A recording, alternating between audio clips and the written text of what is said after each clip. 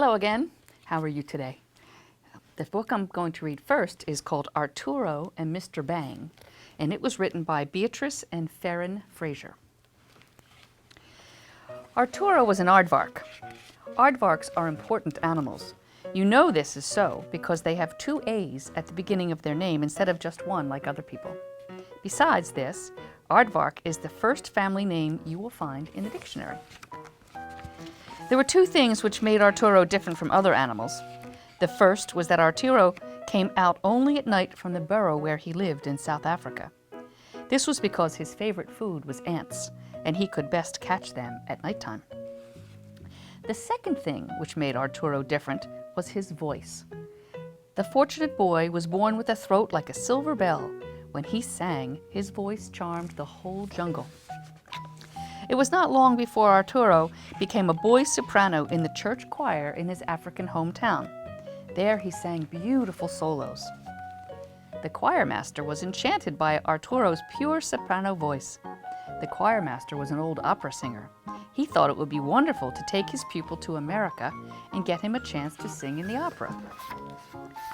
The choir master taught Arturo the music of many parts from many different operas. Although he could not now sing all those roles because his voice was so high, Arturo faithfully learned the notes and the words.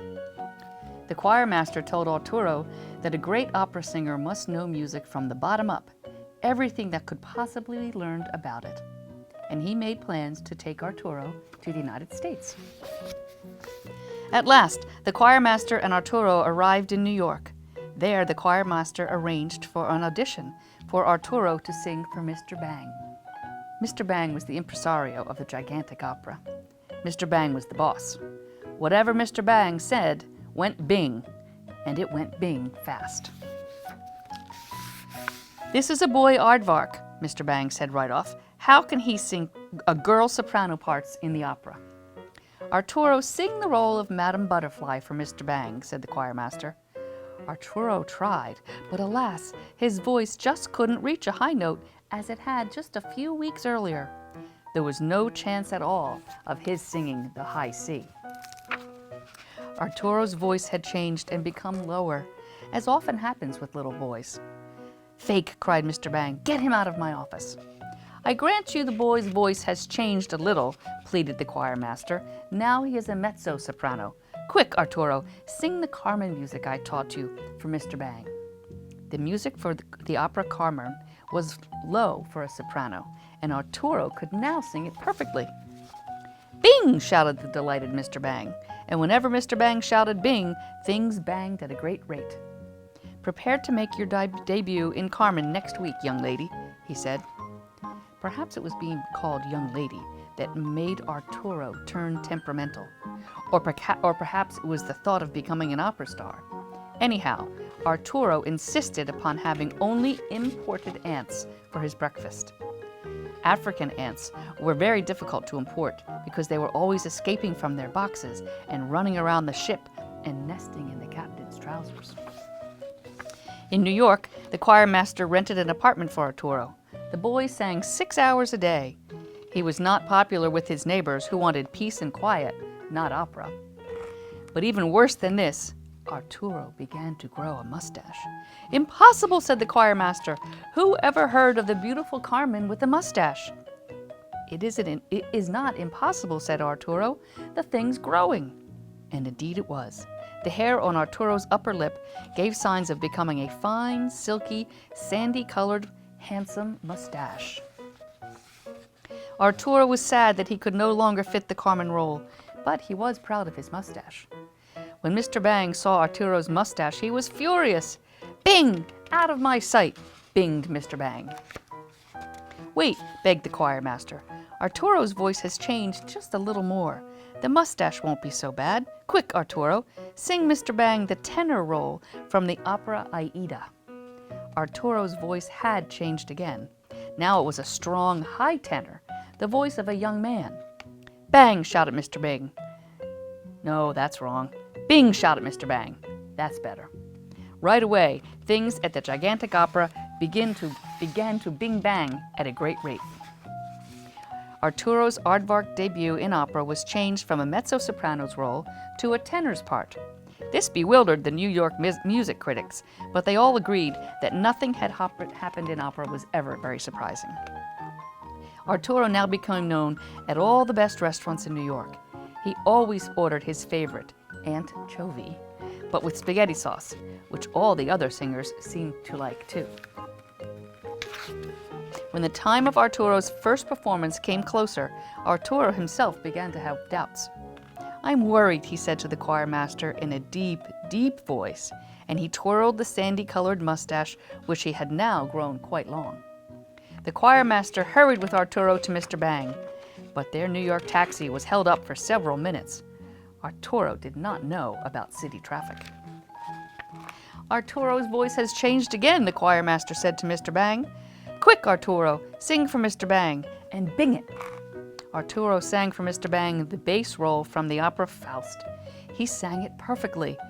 "Bings!" cried Mr. Bang. "He's in again." So Arturo Aardvark is now a great basso in opera. Arturo's voice can change no more, for once a boy sings bass, he's bass, and that's as low as he can get. Mr. Bang now sometimes stands quietly with the choir master at the back of the gigantic opera house. And when Arturo completes a solo, Mr. Bang, along with all the rest of the audience, shouts, "Bravo! Bravo, Arturo! Bravo, Arturo Aardvark!" The end. So I didn't know that aardvarks could sing opera, but apparently they can. I hope you enjoyed that. And the next one and the last one for today is called New Shoes. This is the cover by Chris Roshka. I don't know about you, but I always like getting new shoes.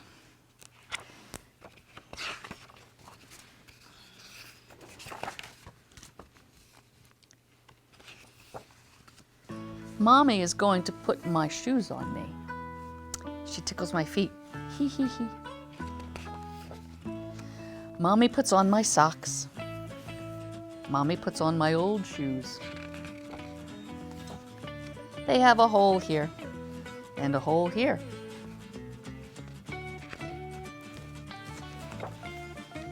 I can put my finger in the hole. Dirt could get in that hole, or water. Let's go to the shoe store, Mommy says. So off we go.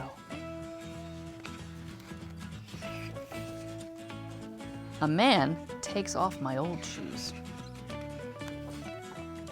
My feet are bigger than before. You know how when you go to the store and you get your foot measured? Now to choose new shoes.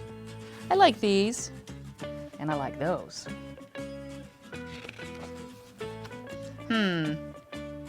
They are a little pinchy right here. A little pinchy, doesn't really feel perfectly great. How about these? I have to test them out. They're comfy. I like them. Inside on the carpet and outside on the grass. I can run in my new shoes. I want to show Emma. She takes her shoes over to Emma. I love my new shoes. I love the paintings in this book. You don't need to see any faces. You know exactly what she's doing. When she's very happy, I think it's a girl, maybe it's a boy. You can't really tell, right? Because we all get new shoes when the old ones get too small.